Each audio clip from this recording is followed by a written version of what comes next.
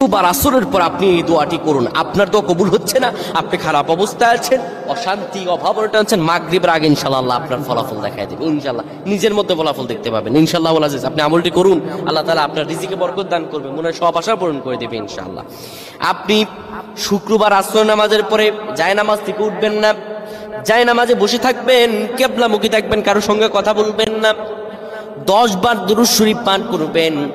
10 বার দুরূদ শরীফ পাঠ করার পরে এরপরে দুরূদ ইব্রাহিম এক্সট্রা আরো 3 বার পড়বেন।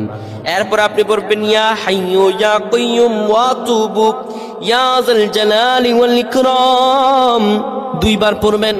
এরপরে পড়বেন আলিফ লাম মিম ইয়া হাইয়্যু ইয়া কাইয়্যুম ওয়া তুবু ইলাইহি 10 বার পড়বেন। এরপরে 3 বার দুরূদ শরীফ পড়ে আল্লাহর কাছে দোয়া করে যা দোয়া করবেন আমার আল্লাহ সব দোয়া কবুল করে নেবেন। আল্লাহুম্মা আমিন।